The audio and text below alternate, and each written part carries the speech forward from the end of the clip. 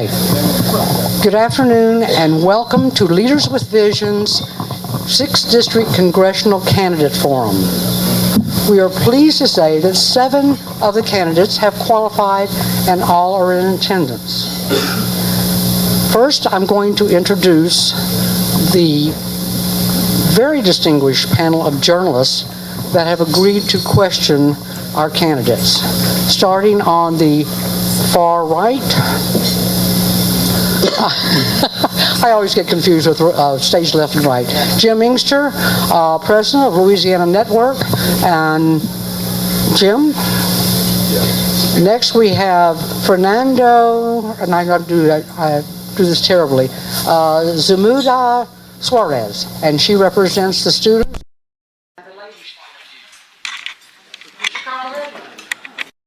Executive editor of the Advocate and really understands the issues within Congressional 6. And Rob Kreiger, who is from our partner in this program, Channel 2/Channel 19, will be asking questions. And now we're going to go to the candidates. They each have 30 seconds to introduce themselves, and they will start with candidate number 1, and these positions were done by a drawing at 11:30. Please, Mr. Edwards, would you please stand and give us your 30 seconds?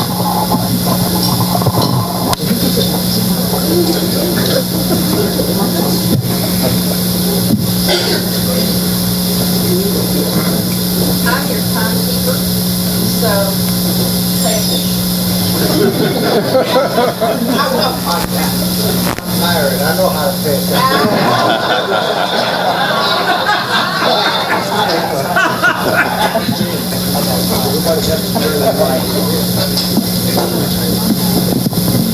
Mic on.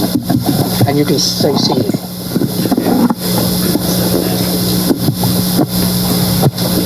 It's a Republican mic.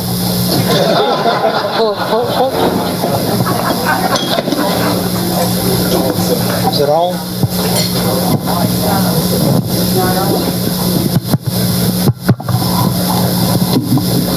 Got it? I got it. As a candidate, I agreed to appear here today to answer questions, and I will do that. As one who has lost his own mother, and I know the pain, I'm going to waive my introductory remarks and ask that you join me for a moment in extending our sympathies and condolences to Senator Clayton and his family.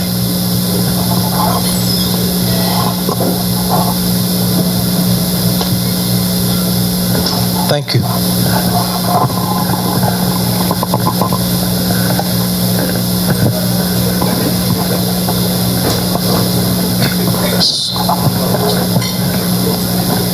Good afternoon, everyone. My name is Dr. Trey Thomas, candidate for Congress, Louisiana's 6th District. I too want to extend my condolences to the Claitor family. My platform is based on 3 E's: education, entrepreneurship, and energy. I have a personal connection to each one of these E's: education as a former educator and also a doctorate in education, as an entrepreneur, small business consultant, and then also my father recently retired from the energy sector, so I'm very passionate about the jobs that Louisiana citizens embrace to raise their families here in Louisiana. So I appreciate your vote. Please visit my website, www.drtreythomas.com. Hello, my name is Dan Claitor. I am not a fraud. I am here to honor my mother and have a good discussion about this seat. Look forward to being with you. I appreciate what you've said, Governor Edwards and the other candidates. Thank you very much. My name is Paul Dietzel. I'm a technology entrepreneur and founder of Antidote, a software company that's used by thousands across the country every day. We've been successful not because of the government, but in spite of the government.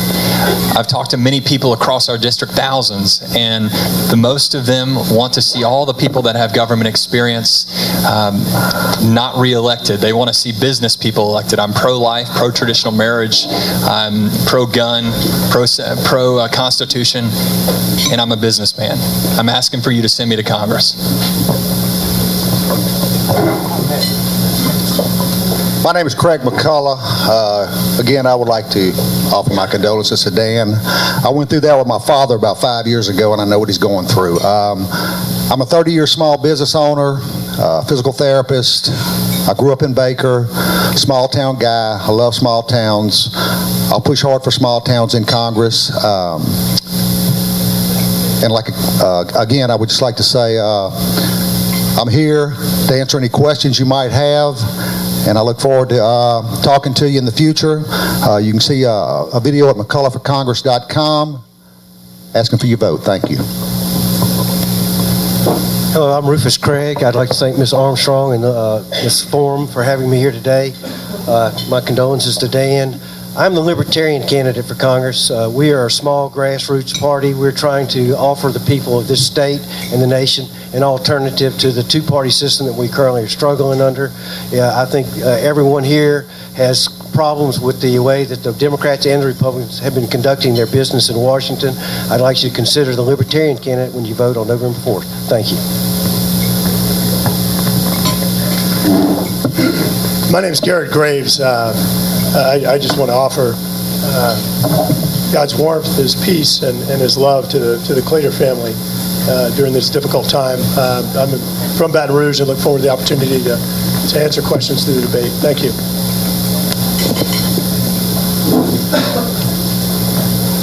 As a representative of Leaders with Vision and also of the Baton Rouge community, Dan, you have our deepest condolences. Your family has contributed so much to our community.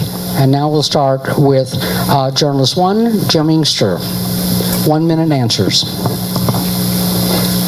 The incumbent congressman in the 6th District, Congressman Cassidy, the district you're running for, has backed the Grover-Norquist pledge for no new taxes at any time now or in the future. He signed the pledge. Would you be in accord with the stance taken by Congressman Cassidy, or would you be amenable to taxes under certain circumstances? Governor Edwards? Well, no one likes to say he's for taxes, and I'm certainly not, but I am believing in government serving people and accomplishing things, and that requires taxes. So to the extent that it might be necessary and have a valuable outcome, I would be interested in talking to it and looking at it. But I'm not going to run for Congress or any other office on a pledge of raising taxes. That really don't get you much chance to get there to not raise them. So I'm simply going to say, I'm not going to close the door. I'm going to keep an open mind, but you can count on me not to do it unless it's absolutely necessary. Thank you. Trey? I actually am a proud signer of the pledge to not raise taxes. And the reason I signed that pledge is because I believe we don't have a revenue problem. I believe we have a spending problem. And when I consider the future of our country for my 4 daughters, that I want to make sure they inherit a fiscally sustainable country, we do have to rein in our spending. We can't just keep expecting to either raise debt or raise taxes when many people aren't in a position to absorb those taxes. For instance, myself, trying to raise my daughters, the tax with the Affordable Care Act has hurt me as a father trying to raise my daughters in our health care. So my concern is not to keep looking at how to raise revenues, but we do have to look at where we spend, our priority in spending, and make sure we keep spending under control and find those ways to reduce before always looking to raise revenue. Hello. Works better when it's on. Hello. Hello. Hello. There we go. Now we're firing. Hi. Again, great to be here. I appreciate it. The no new taxes. If you've been paying attention at all to what my platform has been, I've been saying that Washington has been ruined by those that have access to the power brokers. That the whole scheme is set up that those at the top have all the loopholes, have all the access, have all the things that work for them, but those in the middle are getting crushed. So I am for fewer, fairer, flatter taxes. I am for a stimulated economy that results in more taxpayers. Thank you.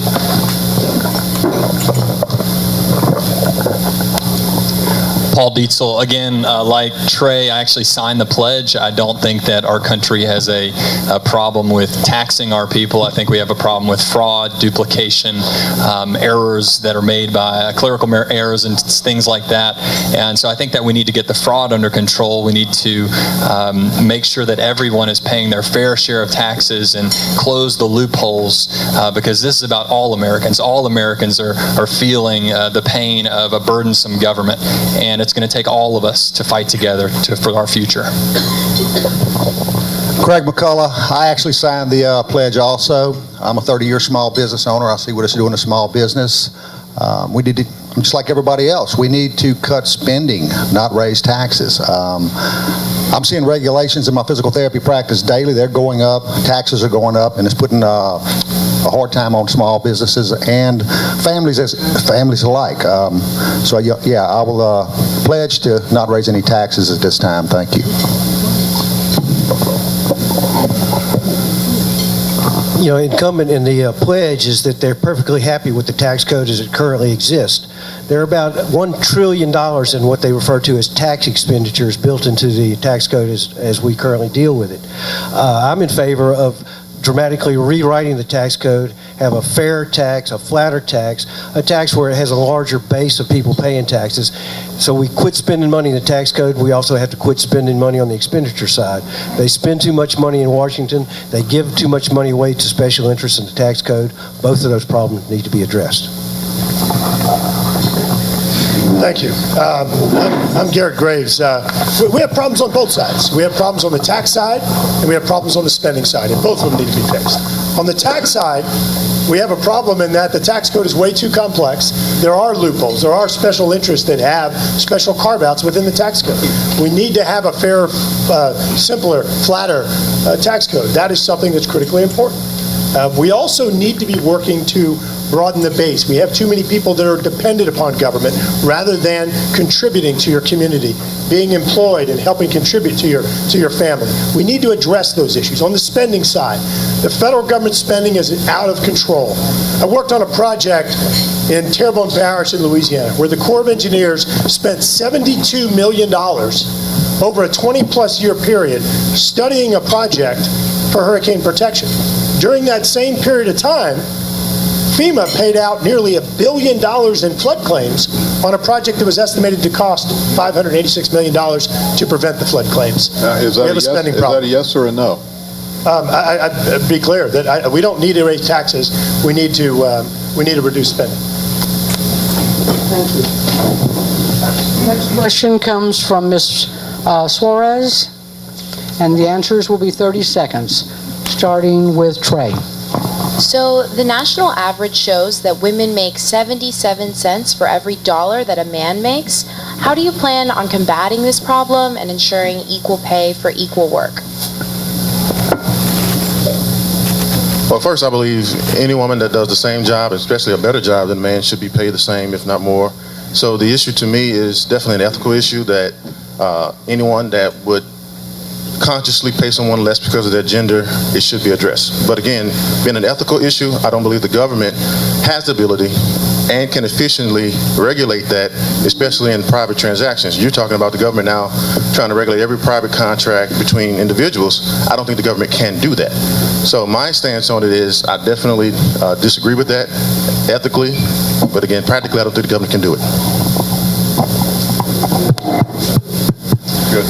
My mother was a nurse, raised her boys, went back to school, got a master's degree in nursing, and she made more money than all the male nurses, and there are a lot of them that were on her ward. So I think it's a function of education, and then that we have some issues about pay and education. I am for fairness completely, but I don't think that you accomplish it by interjecting government regulation into it. So I'm a free market kind of person, and I don't think it's anything to do with this alleged war on women. I think that I think I'm out of time. Thank you. As a business owner that has hired men and women, I believe that everyone, no matter who you are, no matter your gender, no matter anything else about you, that your hard work should be rewarded with good pay. And so I think that everyone needs the same opportunities to make the same amount of money, but I do not think that the government should be the regulator of that. I think that private businesses need to be the ones that decide that. In my physical therapy practice, I'm surrounded by women, actually. Yeah, they get paid the same thing. They get paid for what they do. You know, we're a private business. The government should stay out of regulating small business like that, or large business for that fact. But we need to, it's all according to education, you know, how hard they work. I mean, that's what we get paid for, and that's what I'll continue to do. Thank you. I think women absolutely have a right to be paid the same as men. I'm not sure the government should get involved in it. I think women should get involved in it. Y'all make up over 52% of the voting block in this election. You are a huge component of the consumer society. Y'all need to stand up and make it change. The government's not going to do it for you. Women should do it at the grocery store, at the department store, and at the ballot box. Discriminating is unacceptable. Anyone who's qualified for a job or performing in a job should be paid in accordance with what they're delivering for that business, what they're delivering for that company.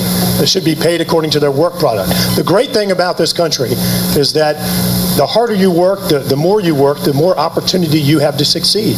I don't know what the statistics say in detail, but I'll tell you, in the office where I worked, we actually, thinking back now, we paid the women more than we paid the guys that had similar credentials, and it was all about the output that those people delivered rather than having anything to do with the sex.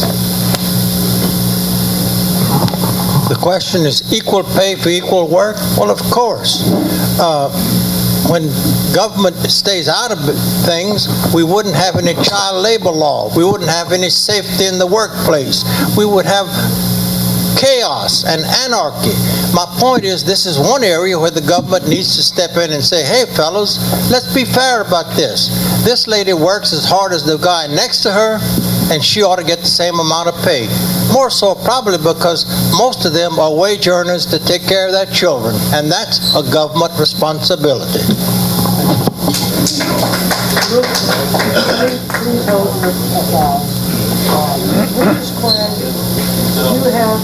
No, I'm free. I'm free. Ruth is straight. Ruth is straight. I'm straight. Oh, I'm sorry. I'm sorry. No, we're going down the line.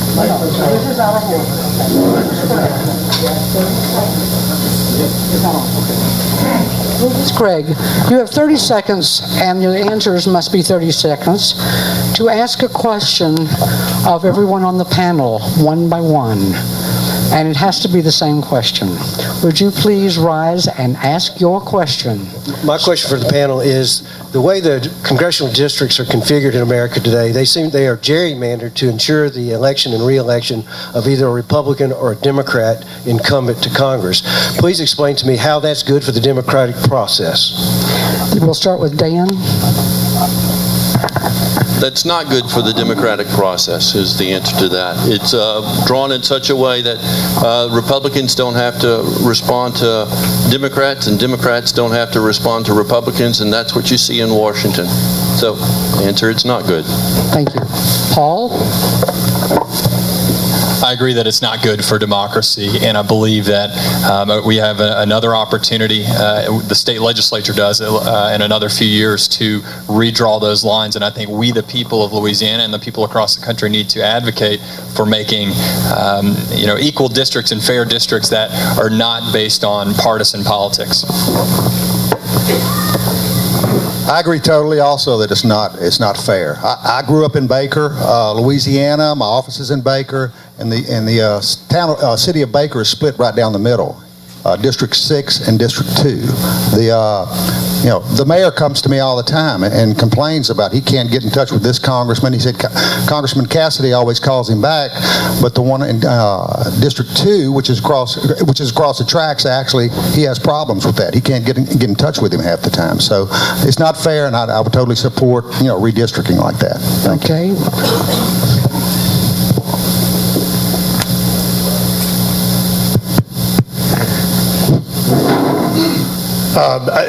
What the legislature did in this district is absolutely a disservice to the public. The number of times that we've had to go in to communities sitting there talking with people and they're like, well, I live on this street, am I in your district or not? And you literally have to zoom down. You have the left side of the street in one congressional district, the right side of the street in the other congressional district. It's a disservice. Those people have similar issues. The legislature made a flaw here, and we should not be creating legislative districts or congressional districts based on party. We need to have them based on regions, based on geography. Thank you. Captain? Gerrymandering is not only unlawful, it's unfair. However, you Republicans and conservatives should not complain about this district. Everybody knows it's heavily conservative. I'm the fellow who might be disadvantaged. But my answer to the question is very simple. Voters vote. They can go to the polls and vote for whoever's on the ballot. And if they choose the wrong one, shame on them. We're giving them an opportunity, all of us, to pick someone of their choosing, and I think whoever goes to Washington, regardless of what the district has outlined, will do the job. Time. I believe gerrymandering definitely undermines and hurts the democratic process, and primarily from a cultural standpoint or even a personal standpoint, that you're putting labels on folks instead of reaching folks on their issues and concerns. I definitely have been able to cut across whatever labels people want to put on you and look at who's the best person to address the concerns that I have, who is offering solutions to address the issues that I've faced. And when you give people the opportunity to vote for candidates that are able to articulate those abilities and those connections, I think that's the way the democratic process should work, and not based on the label that you put on someone where they will or won't vote according to trends. Thank you. And now to call Redman, he will ask the question with a 1-minute responses. The Republican mantra this election season seems to be repeal Obamacare. The Kaiser Foundation estimates that over 100,000 people in Louisiana have gotten health insurance through the health exchange. 13,300 of those people are in the 6th District, according to the U.S. House of Representatives website. If the Republicans were to repeal Obamacare, what are you going to tell those 13,300 constituents about where and how they should get health coverage? Okay, start with Dan Claitor. Louisiana is not like the rest of the states. They're not. I guess it's humorous out there, but they're not. We have a system where we take care of the indigent population. I have been in the hospital the last 5 days, and my mother's laid in the bed next to indigent families. We were all in there together, all of us receiving treatment, all of us suffering through the same thing. So it's not quite the same, but I would have a system that would go more along the line of the Republican Study Committee. I believe that there are things that need to be done. We're all compassionate people here. We want people to get the services that they need, but Obamacare is not the answer. It's more governmental regulation that squeezes the rest of us and discourages growth. So looks like I'm out. Thank you for the question, Carl. Every time I'm asked the question on Obamacare, I think about a young boy, 7th grader in Maryland, Diamante, and the fact that he died not because of a toothache. He died because he was actually run through the government bureaucracy of healthcare. He didn't die because he was uninsured. He died because he was actually insured, but by the government. And he was actually on Medicaid, excuse me. We have to cut back on the fraud, we have to cut back on the duplication, and we have to make sure that the money goes to the people that need it. You look at disability, there's 14 million people on disability. There's lawyers out there that say, look, if you come to me, we will help you get on disability, basically, even if you don't need it. I was knocking on doors the other day and met a mom whose son is on disability, and she said, if we could just get rid of all the fraud and my son could get what he needs. So I'm going to be fighting for the people up in Washington. I'm the only one in this field that's in the healthcare business. And I've worked in the hospital for 7 years before I opened my practice. And I know people don't get turned away at the doors. They get health care. We have Medicaid. They will get services. We need to replace Obamacare, repeal and replace Obamacare with common sense principles that put the patient and their health care provider first, not the government first. Selling across state lines, which will increase competition, increase the product that the insurance companies offer, allowing people to take their insurance coverage with them when they change jobs. Incentivizing healthcare savings accounts that put patients and their healthcare dollars, put them in control of their healthcare dollars. So no, they won't get turned away. They will get coverage, through compassion, hospitals, that sort of thing in the state of Louisiana. Thank you. Repealing Obamacare is a great soundbite on a commercial. Everyone up here that said it knows that they aren't going to be able to do it. As long as Mr. Obama is president, it's not going to get through Congress. I have a problem with Obamacare, but it goes deeper than the fact that it's a new health care program proposed by the government. Health care system in this country is broken. We spend too much money for health care in the private sector and the public sector. What we need to be having is a meaningful conversation about, one, is everybody entitled to health care? And if so, how can we make it affordable? Medicare is going to bankrupt America. We need to have congressmen that are willing to go to Washington, D.C. and start a meaningful conversation about how we're going to reform health care in America so we can afford it. It's too expensive. If we keep on the same path we're going with Obamacare, private health care, Medicare, Medicaid, this nation will go bankrupt. What we need is a true conversation about how to fix how much we spend on health care in this country. Carl, thank you. It's a great question because a lot of us do talk about the concern about Obamacare. But let me give some background. I think the reason that a lot of us talk about it is because the experience that I've had out on the campaign trail, going around these 13 parishes, knocking on doors, calling people, going to fairs and festivals. The number one complaint, concern that is brought up, without exception, is opposition to Obamacare. As a representative, I take that very seriously. You're supposed to be representing the constituents that are in these 13 parishes. It's the top thing. One former classmate that I ran into on the campaign trail told me that his rates went from $435 a month to over $1,200 a month under Obamacare. That's a huge concern. I believe he told me he has 2 children.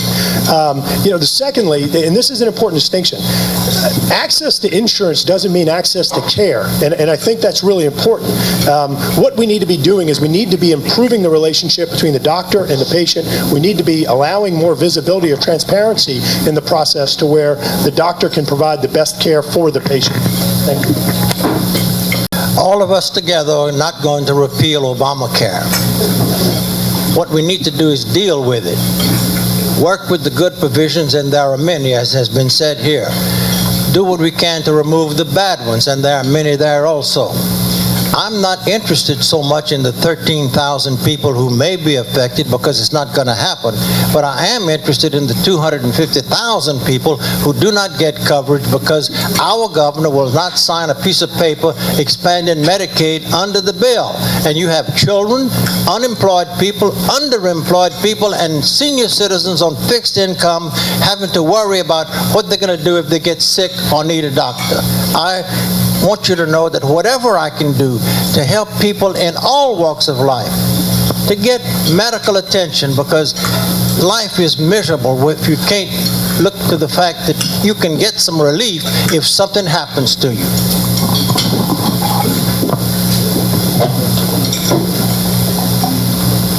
Healthcare is a service provided by professionals. Those professionals earn a living providing that service. And if those professionals are able to keep those costs low in providing that service, then the customers who hopefully have more money in their pockets can then afford their service better. So the affordability of healthcare is not a factor of a tax that takes more money from folks who are assumed to be able to pay more and give it to others who can't afford it. Is how do we help providers keep their costs low, and how do we find other ways to increase the money in a customer's pocket? And that goes to our economic situation, and then also goes to how much the government is taking out of our pockets. And as a person who's faced this increase in my own health care for myself, my wife, and my 4 daughters, I'm not in that pool of folks who are so wealthy that they can easily absorb that tax increase to help other folks. And again, it's not an uncompassionate or less compassionate stance. It's just a reality that the way to make something more affordable is not just assuming other folks are out there and lumping a lot of folks in that pool that aren't able to absorb those increases. Thank you. The next question will come from Jim Engster. It's a rapid fire round of 15 seconds. And that will start with Paul Dietzel. Okay. In the U.S. Senate election, the incumbent Mary Landrieu has said she is against the legalization of medicinal marijuana, while the challenger, Congressman Cassidy, says he is in favor of medicinal marijuana.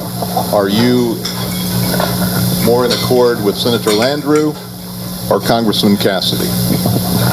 In favor. Or, I'm sorry, Bill Cassidy. In favor of legalizing medicinal marijuana. Yeah.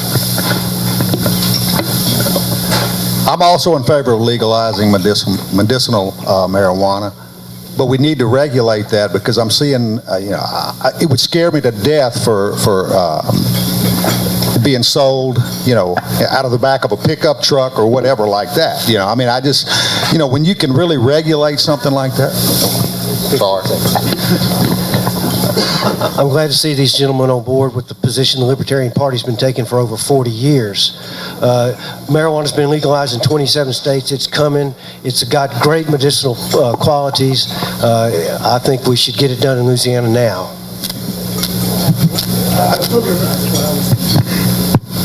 I've spoken to researchers who have indicated that the chemical component of marijuana, I believe it's called THC, that actually provides the relief is extractable and available in pill form. It would seem that would be a better solution. Medical marijuana should be available to anybody who can get relief from it, or even thinks he or she can get relief from it. Being in pain is horrible, and if a doctor prescribes it, well, so be it. My point is this: look, that's one of the few sins that I've never been accused of. But I believe that when people are sick and in trouble, they need help, period. I'm in favor of us using all of our resources and technologies available to provide medicine that can provide relief to any illnesses we face, and whether that's the actual marijuana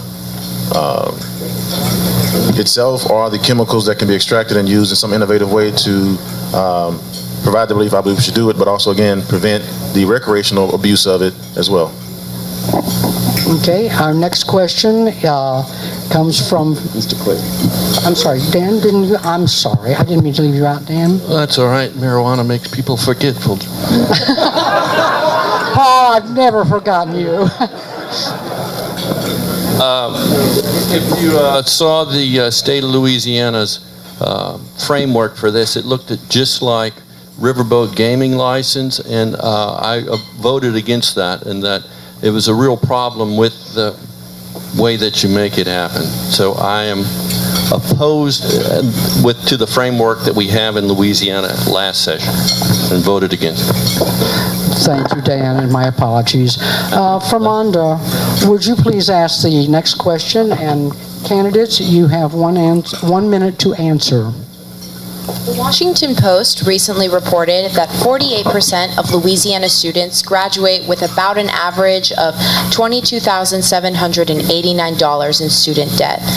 Student debt seems to be a rising problem in national headlines everywhere. What can you guys do to relieve this problem here in Louisiana?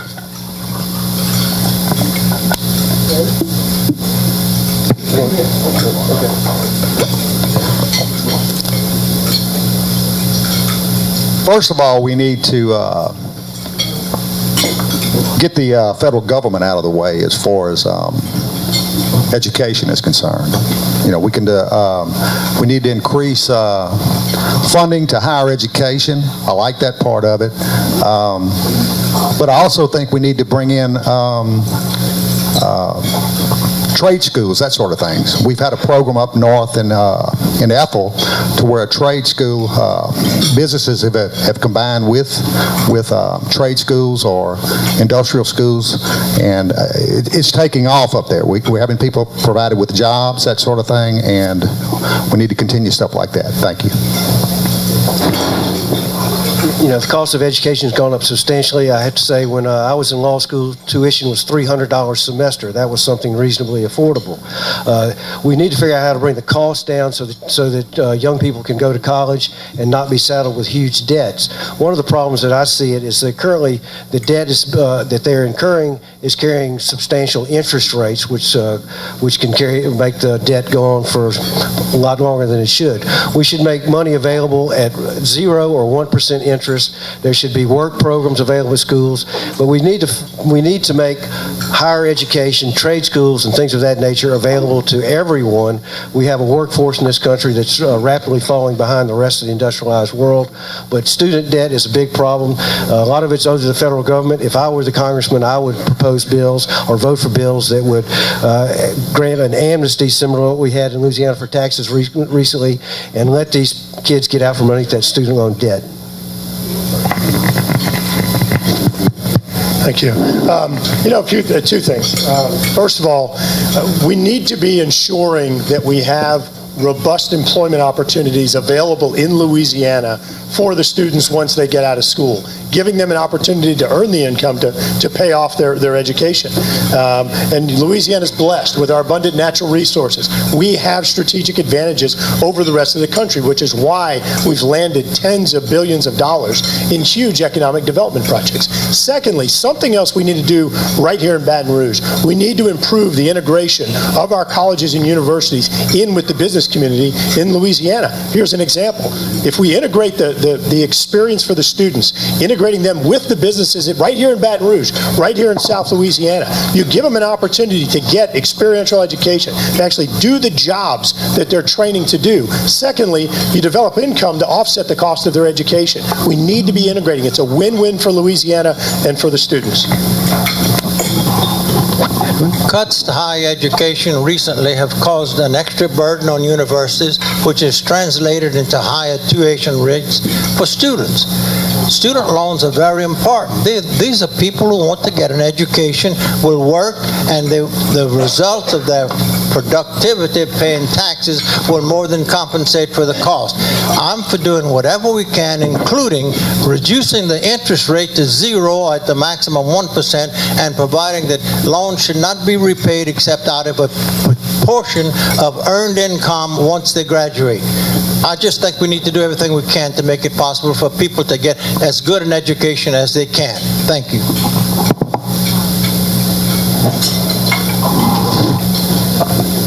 Very similar to the solutions facing our healthcare system, I believe the education system solutions have market principles of folks who are providing a service and customers who are paying for that service. So everything we can do to help reduce tuition and keep those costs low on the service providing end, we need to look at those solutions. And then everything that we can do to make sure that students graduate and can earn the income and have more money in their pockets to pay back those loans is what we as potential or hopeful congressmen should be paying attention to. Again, I have student loans for my doctorate, and I thank God I was able to get my bachelor's and first master's on academic scholarship, but I'm facing that same situation, and I accept the responsibility of paying it back. But again, what I would look for are the economic opportunities, and whatever my elected officials can do to help increase my economic opportunities to pay back that responsibility is what I look to them for, and not just absolve me for the responsibility that I signed up for.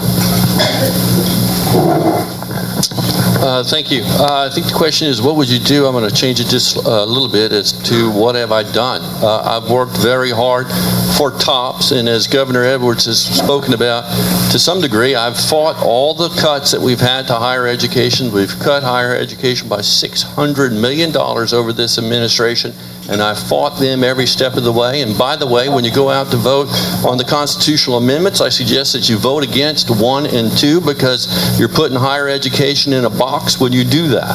So I have fought hard for higher education, I've fought hard for students that have merit opportunities to get there. So in Louisiana, we're doing a great job, but like in Common Core, when we have 15% of the money dictating 85% of where we go, I think that we should look closer at block grants to higher ed, and the federal government stay out of the way and let the people of Louisiana educate the children the way they want to. Thank you.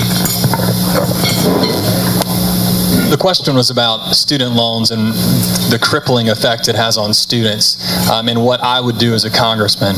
Well, I'll tell you, why is college increasing in cost? It's because since '93, basically over the past 20 years, the number of administrators on college campuses has increased at double the rate of teachers and research faculty. And students has actually increased at a lower rate than teachers and researchers. So one of the things that I would actually do is advocate for reducing the number of administrators so that we have we spend more money on actually educating and less money on bureaucracy. Another thing is supporting things like PAYE, the Pay As You Earn program, to get students on their feet and out into the job market quickly, and get them into their careers. Talking about jobs, we actually have we have a boom going on in Louisiana over the next few years.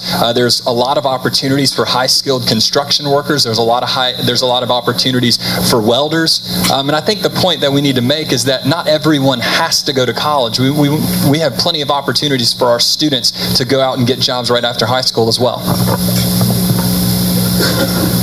All right, the next question is to be asked by Paul Dietzel. Paul, you have a question with 30-second answers, and your question first goes to Dan Claitor. Okay.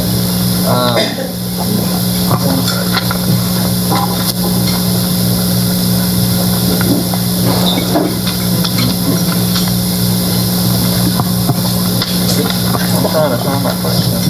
I can tell this is going to be a great question.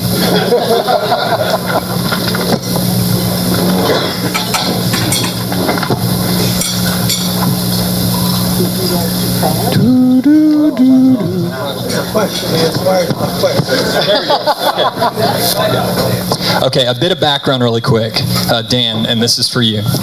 So the environmental defense... Excuse me. This question will be asked of each of the panelists. It's not Okay, no, that's fine, but I'm going to ask it to Dan.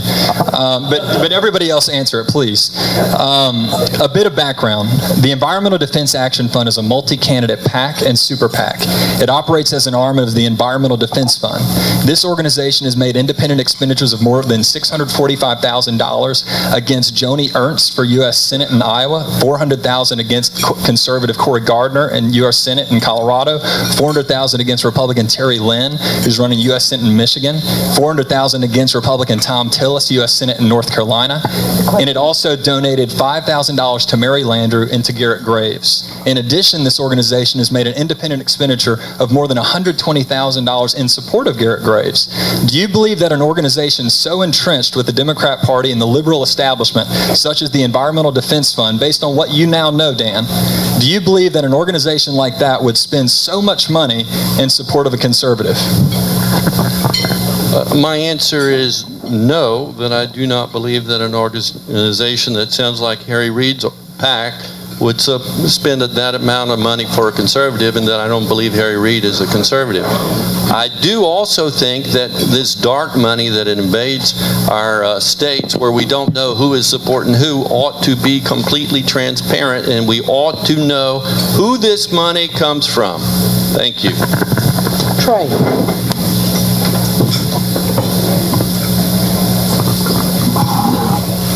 Well, my first concern is definitely the transparency that needs to be in place so that voters can be informed, educated, and make their own decisions in terms of the values that they want in a candidate and the values that those organizations embrace, and whether or not they match with the candidate that they want to get behind and support. It's not unusual for people to give the number of candidates with conflicting views. I don't have any problems with that as long as Senator Claitor said we know where the money is coming from. Now, I'm going to answer your question with a question of my own. How do I get in touch with those people?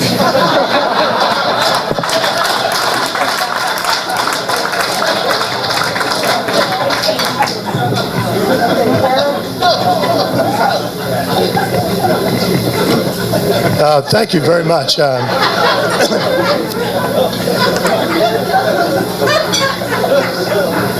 Governor, that was well done. That was. Look, number one,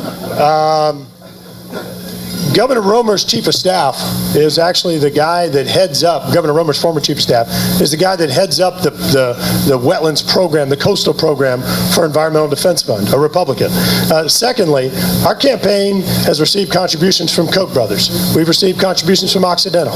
We've received contributions from Murphy. We've received contributions from Marathon. We've received contributions from Shell, companies that are very involved in energy and oil and gas activities. The thing I would say to you, number one, I would prefer if we all stood here and helped the viewers understand why we're better candidates rather than trying to diminish the others. I think it's impressive that the work that I did on the coast working with the oil and gas industry was attractive to such a diverse group of folks. Thank you. I'm not sure if the question's about the environment or about money. Clearly, there's too much money in politics that are coming from sources we don't know. Anybody who's been watching TV sees Citizens United type advertisements for Crossroads GPS and this environmental group. We need transparency in political contributions. If a man is going to receive $100,000 from a particular individual or group, if we know who he's getting his money from, we kind of know who's giving him his marching orders. On the issue of the environment, one of the fundamental principles of the Libertarian Party,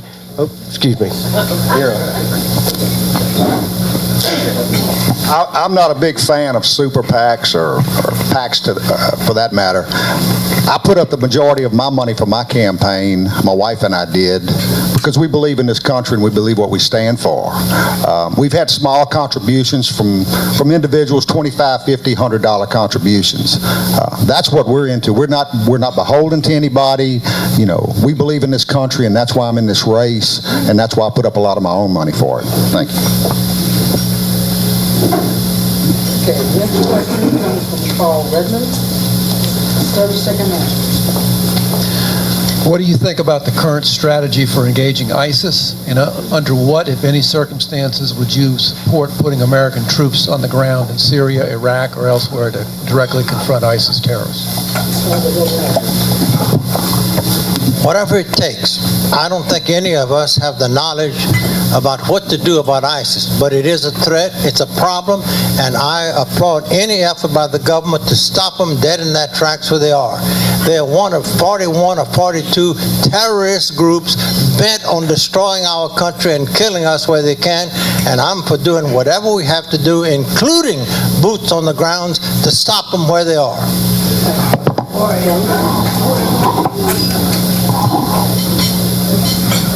I definitely support that in the defense of our defense of our country, we should take no options off the table.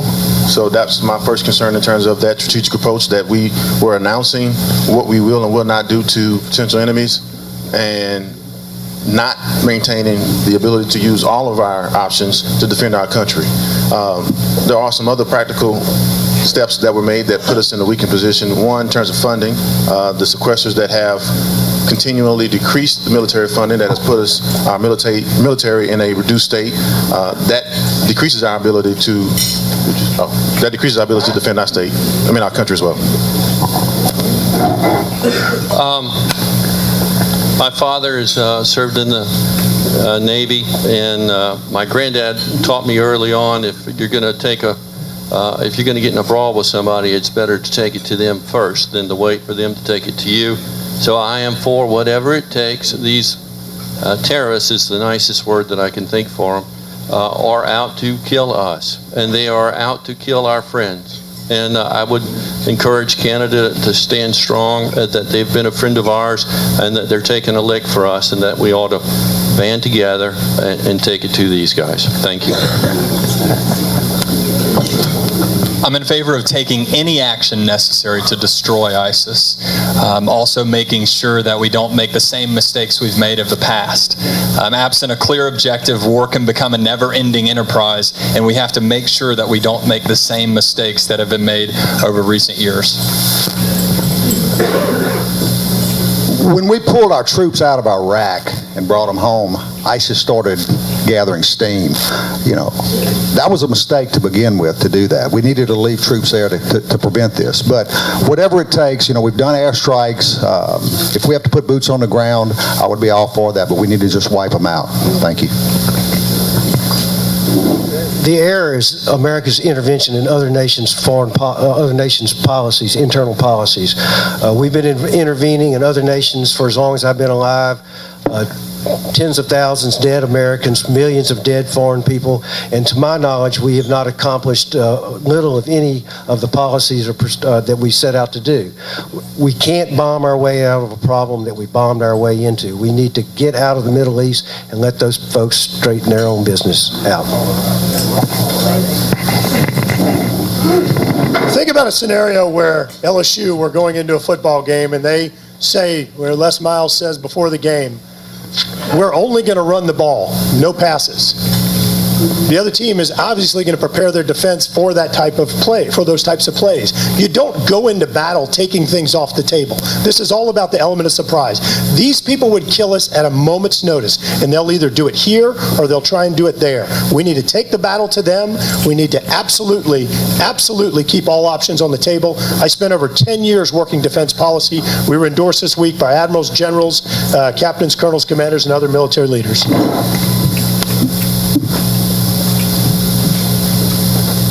Thank you. Our next question comes from Rob Kreiger, and you may respond with a 1-minute answer. And it starts with Trey.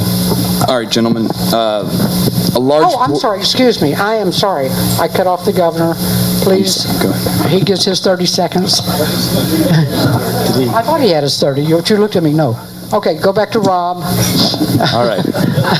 Rob, 1 minute. I just want to make sure I give everybody fair time. No problem. All right, gentlemen, a large portion of the 6th District is at risk, at flood risk, from flood, need flood protection. Critical infrastructure like the Comite River diversion is still in dire need of billions of dollars in federal funding and years behind. How would you ensure your constituents get the flood protection that they deserve? Trey?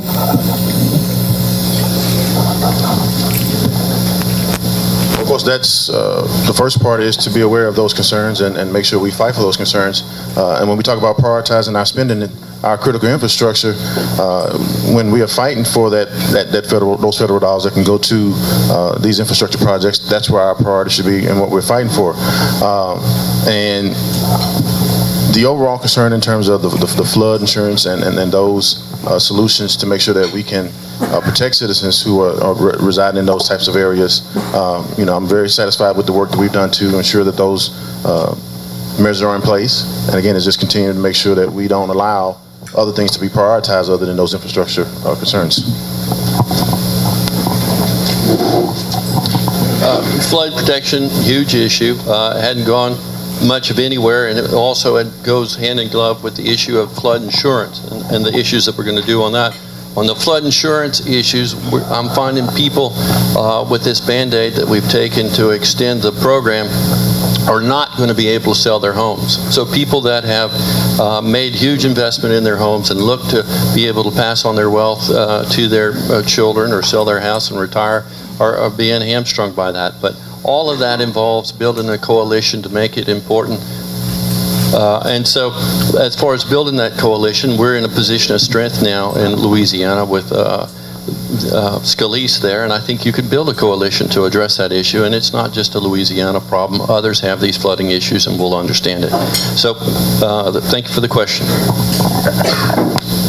One of the biggest problems with the Comite diversion project, a project that's actually been circling around in bureaucracy since before I was even born, is bureaucracy.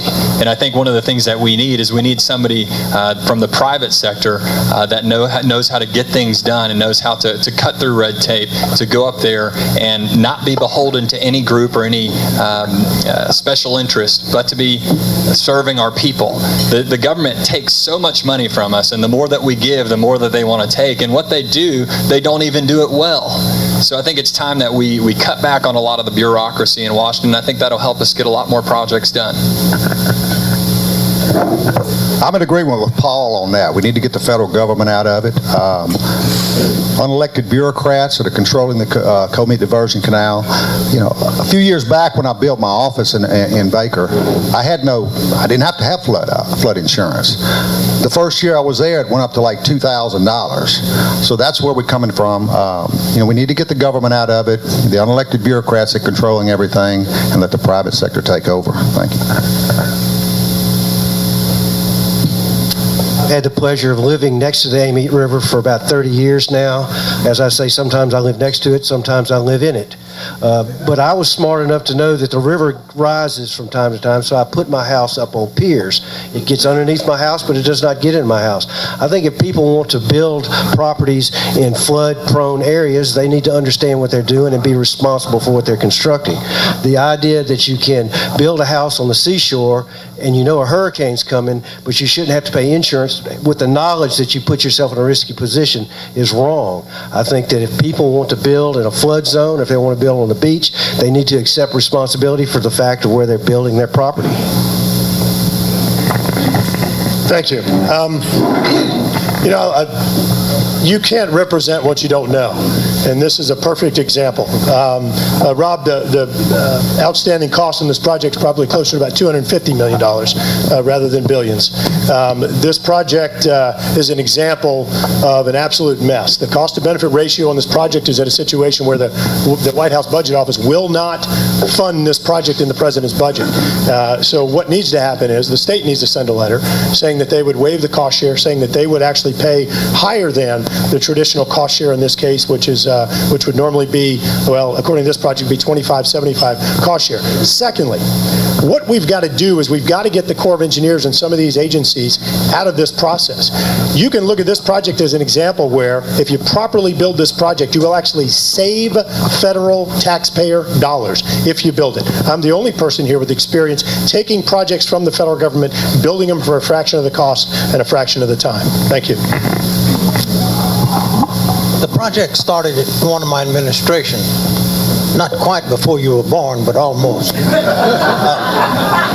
It got bogged down with objections from landowners and local government officials who got concerned about the effects. And it drug on for years and years. I came and went, but the project is still unfulfilled. It needs to be done because I think it's very important. And I will do whatever I can on a congressional level to help do that. Final thing, when the east coast of the country or the west coast in California or the hills of California are destroyed by fire, the federal government rushes in to help wherever and whenever possible. They don't send the bill to the poor people who got hurt by the occasion like they did to us with the flood insurance increase. That needs to be modified. I'm going to join with others who are already working on that problem to get it adjusted. Thank you. The next question, and to be asked of all of the candidates, and your response is 30 seconds.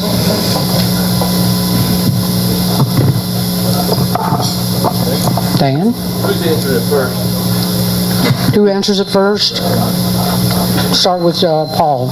Okay. According to my research, Evans Graves Engineering has collected more than $150 million in contracts with the state of Louisiana during Garrett's tenure as the CPRA head. Should he request an ethics opinion on that? And if he should he ask for the ethics opinion from his own lawyer or from the ethics board of the state of Louisiana? As a businessman, I would probably ask my own lawyer first and then get the opinion of the ethics board. Because I would ask my lawyer to go before the ethics board. I think, talking more broadly about campaign finance reform, I think that we need to really work to make Congress more transparent, make campaign finance more transparent, because right now, with all the different organizations, with all the different money going around, the people need to know where the money's coming from. I would definitely ask my own lawyer first to get a legal opinion on that. But, I'm not into, like I said, I'm not into getting on other candidates. I'm here to offer myself for service, and I don't like getting on other candidates and asking questions like this, but that's the way. I'm just running my own campaign and not going to hammer on somebody else. Thank you. To dodge the question a little bit. Earlier I asked about the gerrymandering of districts. What you currently have is you have a Republican Party and a Democratic Party who both send their candidates to Washington. And the underlying purpose of those candidates when they arrive appears to me to be to create government money and government contracts going back to their friends in their districts or their other congressmen's districts. So the issue is not whether Mr. Graves is getting money. The problem is money flowing through congressmen to their special interests and their selected friends. Thank you. I can't tell you how happy I am that this question's been asked. Because what's happened is that over the last several months, this rumor's kind of been under the table and people have been whispering it, but folks have been afraid to actually bring it out in the open. So I'm glad this question's been asked, because the reality is, Senator Claitor, not one single contract has been given to Evans Graves Engineers since I've been there. Zero. As a senator, if you thought that was a situation that was happening, you should be calling FBI, state police, not bringing it up right here in front of BRZ. That's ridiculous. Zero. Hold your applause to the end, please. Please go. Edwin? Well, certainly I would inform myself from my own legal staff as to whether what I was doing is legal. And I don't know what you did. I'm not accusing you of anything. But one thing I would do, I would get the opinion before we got the money. Now, having said that, I've known this man's father for a long, long time. He's an honorable man and a great engineer, and since we needed the engineering work here, so be it. At least somebody from Louisiana got the money, not necessarily someone from out of state like our present governor likes to award contracts. So I'm going to pass on that, except to say I'm not in the deal. Trey? Oh yeah, similar to the governor, I'm not involved in that deal either. But I definitely would take every wise decision to consult my legal representation, but then also my firm commits to ethics. So regardless of the details of this situation with any candidate up here, my promise to constituents is I'm an ethical person, and I'm going to make sure that in a situation like that, I do my best to maintain my ethical standards and convictions that I pledge to the constituents that I'm asking to vote for me. Okay. Trey, stay standing and give us your question for the other candidates. 30 seconds. Didn't really come prepared with a question. I wasn't aware of this position or opportunity to do so. But one of my passions, of course, is education, as I stated before. And my question to my fellow candidates is always, what can they do to ensure that parents will have more autonomy and control of their children's education? And what will they do to fight for that? Thank you. Okay. Dan? I believe that education of your children in the K through 12 level is a states' rights issue, and that's something that should be done here in the Louisiana legislature, and that the money that we can spend best on that issue is in the early childhood. And I've worked hard to spend money in the state budget on early childhood issues.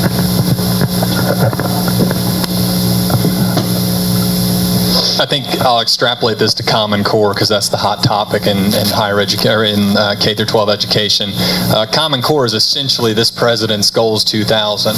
We saw that federalization or nationalization of education didn't work under that plan. It didn't work under No Child Left Behind. It didn't work under Race to the Top.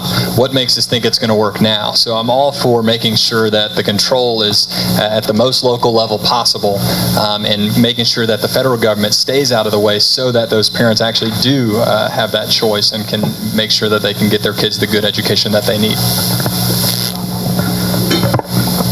I'm another one that's totally against Common Core. That's the federal government getting involved. I've talked to people throughout the district, and their main concern with education is parental involvement. I've talked to educators, and they said, a lot of kids, in fact, I talked to one last week, and his main thing was he's a football coach and a teacher, and he stays at school sometimes till 7 o'clock after practice is over at 5:30 because he can't get parents to come pick the kids up. We need to get more parental involvement in education, and that's what I push for. So I come from a family of teachers. All four of my sisters are school teachers. A complaint that they have routinely is that the parents aren't involved. I think anything that we can do as citizens of a community to encourage other parents to get involved in the education of their children is good. I'm not sure the government has a role in it. I think that it's one of those problems that we need to use moral persuasion rather than legislation to get the parents involved. But if you know a parent that's not involved, say something to them about it. Get involved with that child yourself, but we need to educate our children. My wife's a teacher, and we often have the opportunity to discuss education. She's worked in inner city schools, she's worked in private schools, public schools, a lot of very diverse, including inner city schools, very diverse educational experiences. What we need to recognize is that all of our kids learn differently. Our children learn differently. They have different aptitudes, they have different skills. Some folks are going to do their very best going through a technical or trade skill, something that our economy, something that our labor, our economy needs here in Louisiana in accordance with our economic development projects that are coming on board. We need to tailor the education system to their aptitude, tailor the education system to their full potential, which in many cases is skilled or technical degrees. Thank you. I'm for local control of schools, and I'm for anything that the teachers support as helping education, and I'm not going to support anything that the profession feels is wrong. When I was first asked about Common Core, both Obama and Jindal were for it. And I said to myself, well, if those two radicals can be for something, a reasonable fellow like me ought to be for it. So I said I was for it. But I've since changed my mind. It's too complicated, nobody understands it, and I think it gets away from local control, so put me down as on the other side. Thank you. The next question is a 1-minute response time from Jim Engster. Gentlemen, for whom will you vote in the U.S. Senate election on November 4th? And if you were not running, for whom would you vote in the election for the 6th District?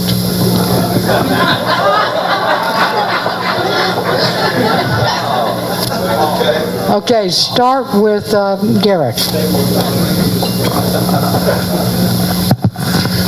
In the Senate race, I believe that Senator Cassidy has the right ideology to best represent Louisiana. I think that he's the best choice in this election. In regard to our election, I think that what's important is experience. What's important is competency, instead of just voting on someone who potentially is going to be a gamble. There are two people in this race that I actually think bring a lot to the table. One of them is Craig McCulloch, who I'll tell you, the guy's got more heart and passion than I think most people at this table combined. He's in this race for the right reasons. Secondly, I think that Senator Claitor brings a lot of experience to the table in regard to legislative experience that's relevant in this case. Thank you.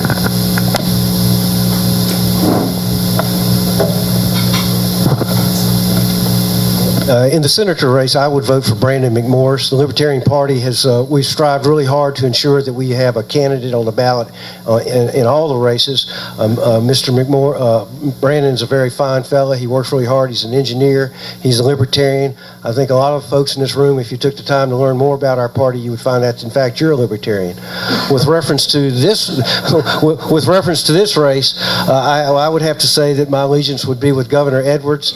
When I was a young man, I got in trouble with the law, and Governor Edwards pardoned me and gave me the right to vote. So I would have to say at this point, my allegiance would be with Governor Edwards. Thank you. Craig?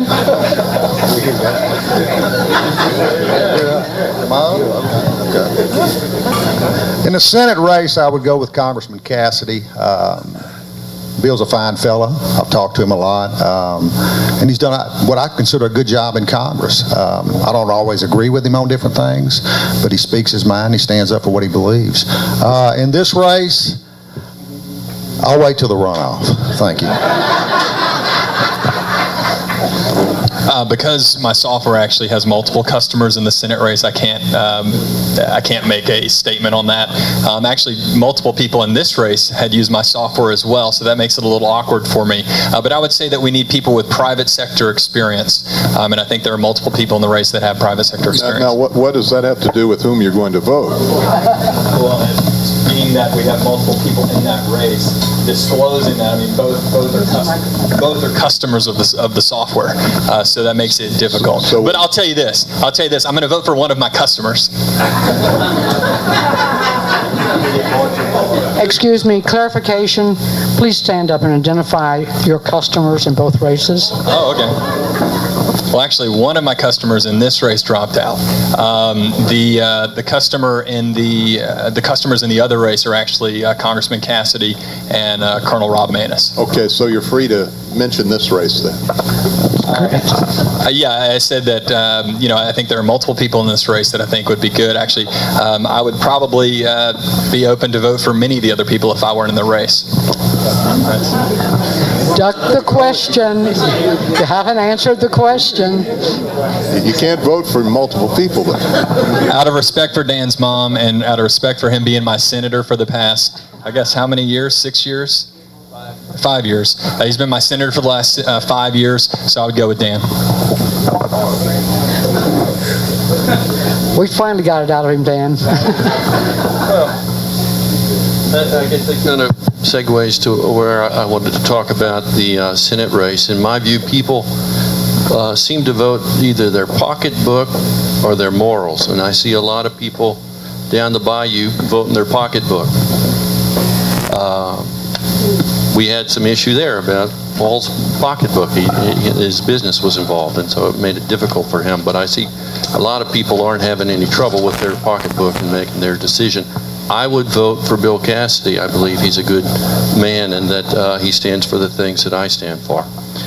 In this race, there are a lot of good candidates, and I appreciate the things that I have heard on this, but I wouldn't want anybody to make a vote for me or out of sympathy, though I appreciate that you've said that. I would want you to make a good review of all the folks and then make your own decision on that. I don't tell people how to vote. I don't say that the mayor of Mamou is for me. Not an endorsement. I'm just curious as to who you'll vote for. I would vote for. Well, then I'm like Craig. I would be making the decision in the runoff, and I plan to be in the race. But these are all good candidates. Make your own decision on that, and it's a private vote. Go ahead and complain about it. I'm not going to answer that part of the question. Okay, Trey. My campaign theme is unity creates possibilities. And one of the reasons that I got into this race is because I was tired of the division that was used to assert certain political agendas. So the basis that I would use for selecting the candidate, especially in the Senate race, is who I believe has the best opportunity to unify us around solutions that I believe will best address our problems that we face. And right now, I believe that's Congressman Cassidy. In the congressional race here, I believe that candidate is myself. I do see two candidates here that I'm comfortable would be more effective at creating that type of unity around solutions I believe will best address our problems, but I would like to keep that to myself. Thank you. You didn't have anywhere else to go?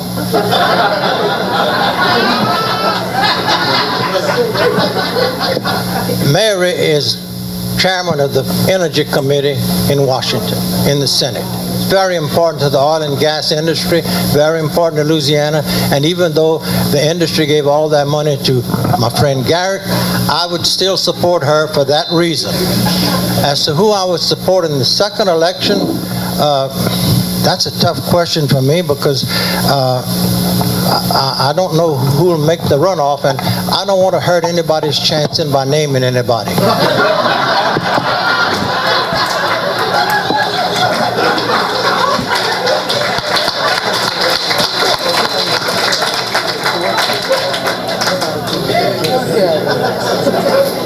had some fun, yeah.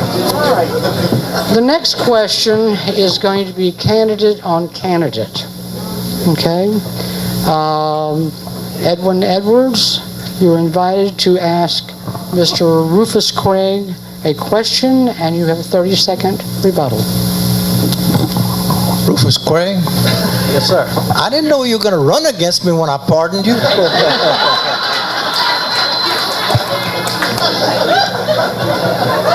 Do you think that's nice? 40 years ago, I wasn't aware that I was going to be running against Caesar. It's okay. I've made other mistakes. Anyhow, I appreciate you. I'm glad I did it because I think everybody's entitled to a second chance. I thought that for a long time, for 8 years. But I'm glad to be with you fellas. We're having a good time here. We're being friendly and kind to each other. And as far as I'm concerned, if any one of you gets elected and I don't, I'll help you be a good congressman. I believe there's a question in there somewhere, but I didn't catch it. I'd like to follow what Governor Edwards says, that I've been to numerous of these candidate forums with these fine fellas. I think they will all of us are qualified for the job. I've been really pleased with the overall positive tone of this campaign. Make sure the most important thing is that you get yourself out on November the 4th to vote, get your friends out to vote. The Secretary of State's predicting a 40% turnout. I think that's shameful. We need to do our best as the leaders to encourage people to do their civic duty and vote. Pardon me?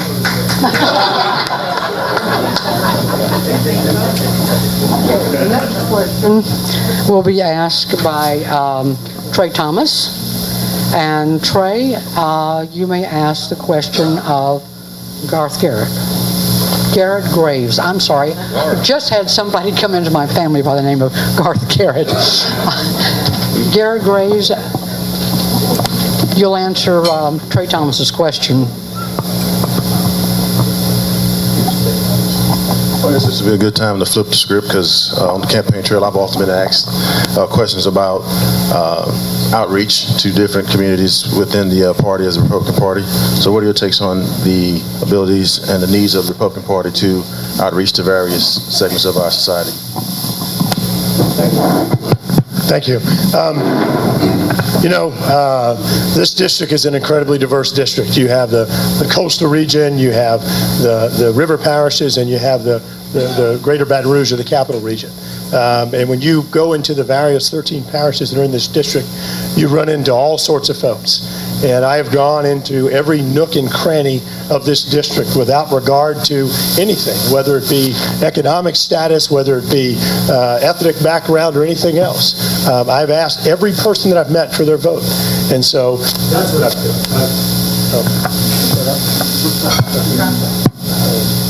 Thank you.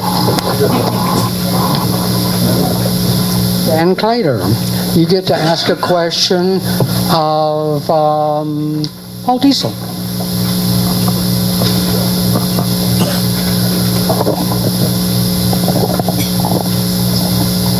How long is the answer? The answer is 1 minute, and you have a 30-second rebuttal if you don't agree with it. Okay. You want to start that over? 1 minute. He gets to ask a question. The answer that Paul gives him is 1 minute. Then he has the opportunity of a 30-second rebuttal. Okay.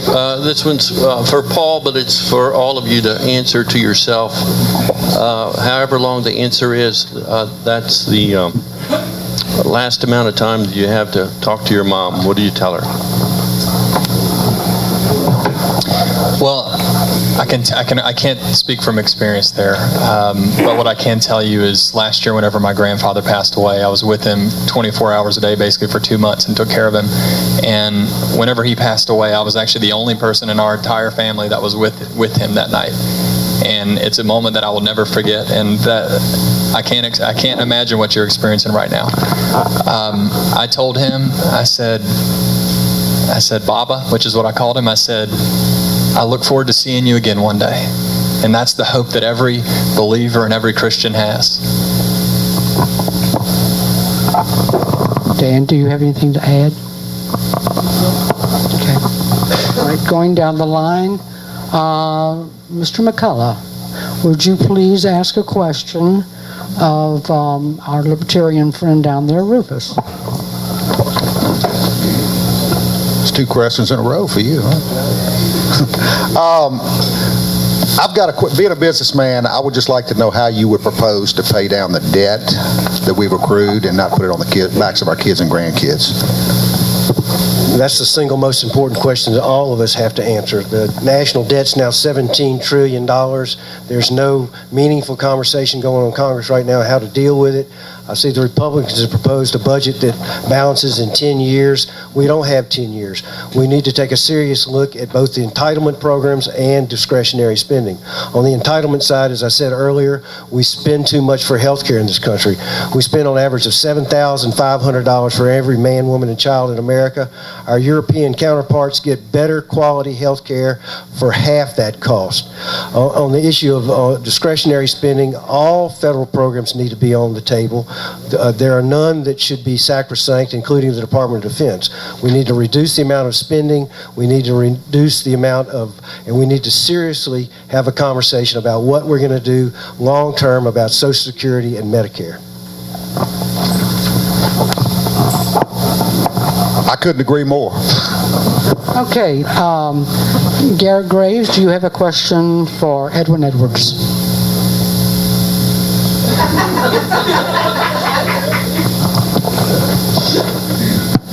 Please raise your right hand.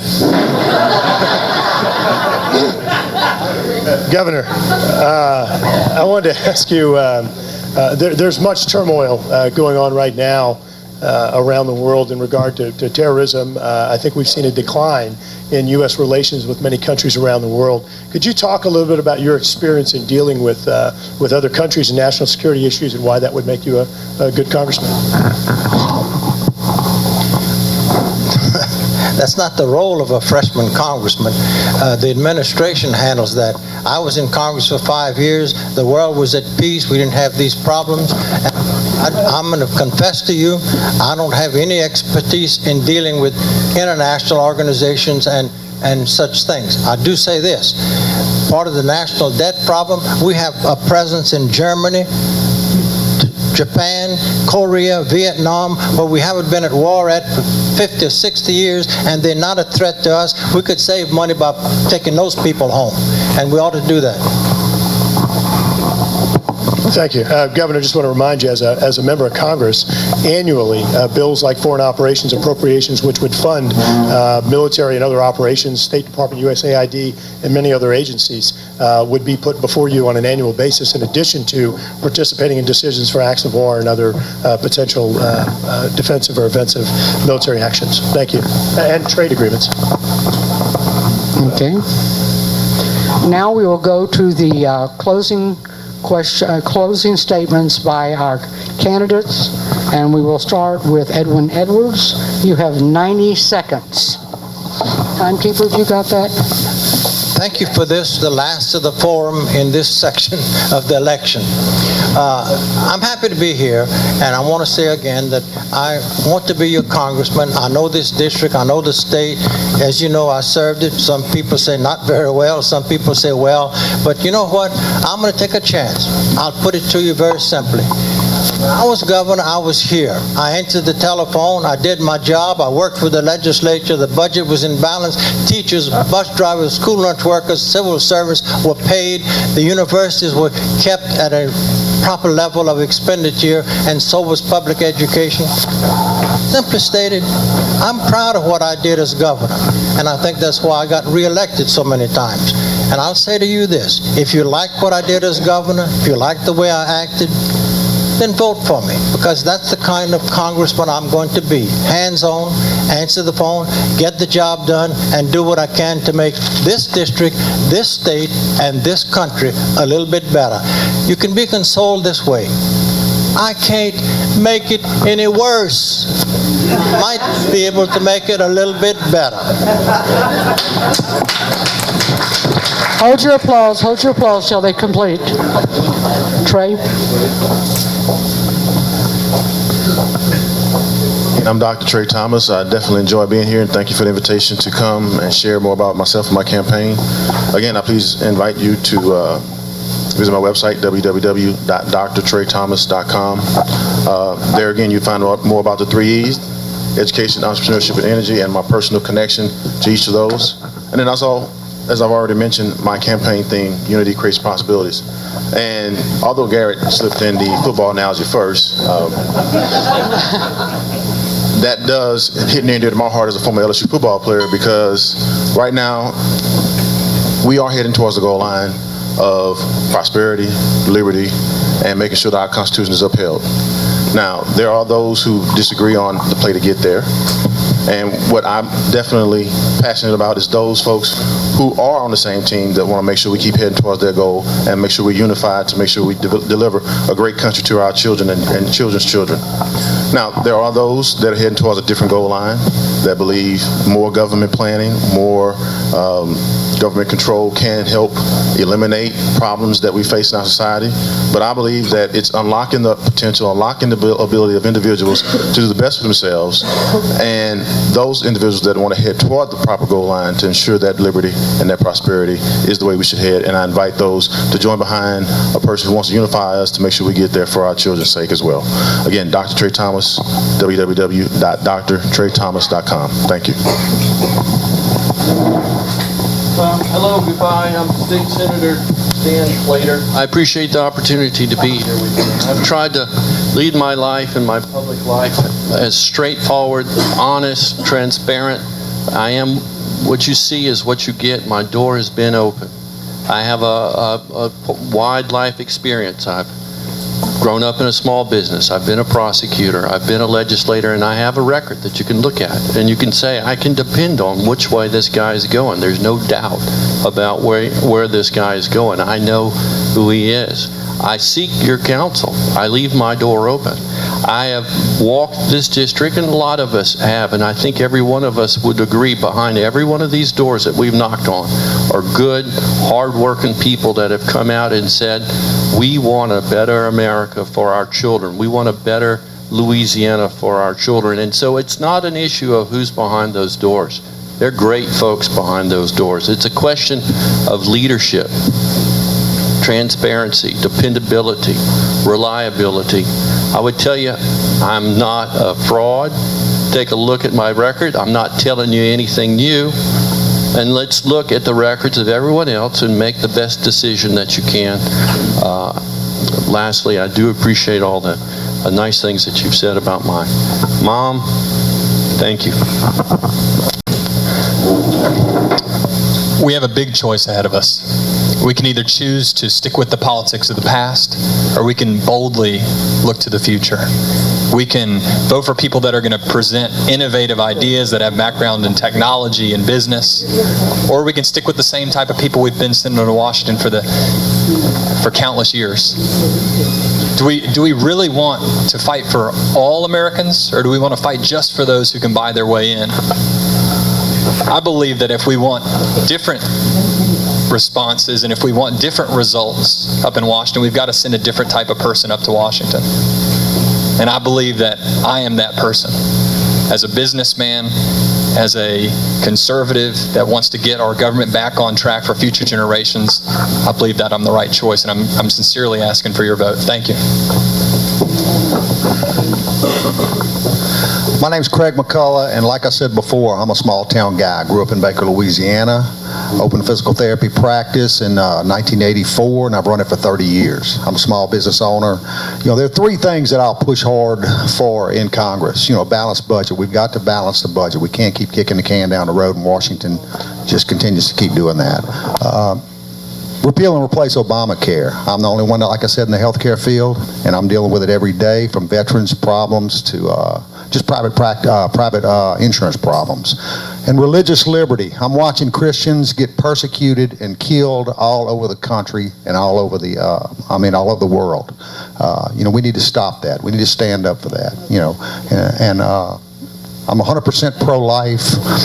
I'm a family guy, 100% pro-family. And Second Amendment. Big defender of the Second Amendment. I grew up rabbit hunting with my dad. You know, my grandkids hunt, and that's what we do in Ethel where we live. So I appreciate your vote in November. McCullochforCongress.com. Thank you. Thank y'all for coming today and having me, give me the opportunity to speak to you. I'm Rufus Craig, the Libertarian candidate. The Libertarian Party is a grassroots organization. We're trying to create a party that's an alternative to the current two-party system.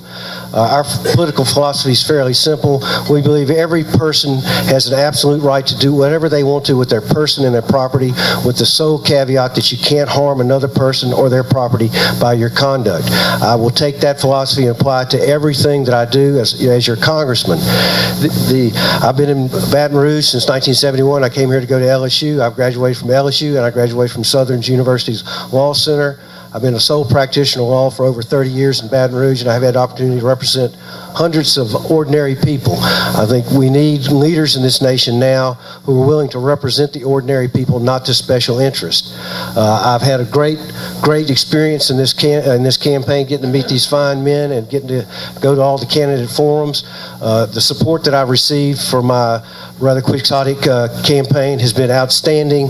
But what I'd like to close with is that if you're really, really happy with the way the Republicans and Democrats are conducting the nation's business in Washington, then I say by all means, when you go on November the 4th, vote for one. But when you pull that lever, I would like to remind you of Einstein's definition of insanity, which is doing the same thing over and over again, expecting a different result.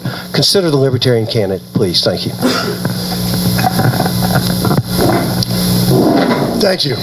My name is Garret Graves. I've never run for office in my life, and to be honest with you, I never had a desire to do it. I had numerous community leaders, business leaders, friends, and others that asked me to run for several months. I told them no, and finally jumped into this race. I jumped in this race because I think South Louisiana is a special place. I think that we have incredible assets here. We have abundant energy. We have amazing seafood. We have the top maritime and port industry in the United States. We have a huge petrochemical industry. And our state is looking at a very bright future with nearly $60 billion in economic development projects on the horizon. We have a bright future in Louisiana. But the 13 parishes that are here are very diverse parishes. And you can't represent what you don't know. Over the last 20 years, I've had the opportunity to work in all of these parishes, which is why we have over a dozen parish presidents supporting our campaign. It's why we have numerous sheriffs supporting our campaign. We're the only campaign with that support. It's why we have the largest grassroots business organization in the United States backing our campaign. I've had the chance to work, to represent, to fight for you, to fight for South Louisiana. And I've done it putting my absolute all into it. I've stood up against BP, I've stood up against the federal government, and I've won. I want to do this. This is what I'm good at. I'm not good at everything. I want to do this, and I'd like your support. So you come into our headquarters right now. You're going to see our friends. You're going to see my friends. You're going to see my former coworkers. You're going to see my neighbors. You're going to see the people that I've lived and gotten to know over the last several years. Come join us. Garret Graves. Thank you. Thank all of y'all for coming. At this time, I want to remind you that we are the LWVision, and we invite you to join us in this organization in trying to seek the truth on each and every issue. Thank you, Leo. On each and every issue, we try to seek that on a monthly basis, whether it's candidate forums or it's on the issues. You need to be an informed citizen. That way you become an informed voter. Now, may I have a nice round of applause for all the people who had the courage to run for office.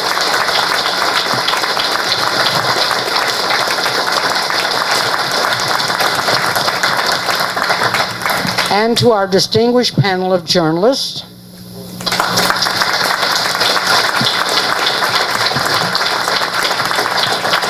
And Stuart, Nikki, if you'll stand up. These are our timekeepers who's kept the balance.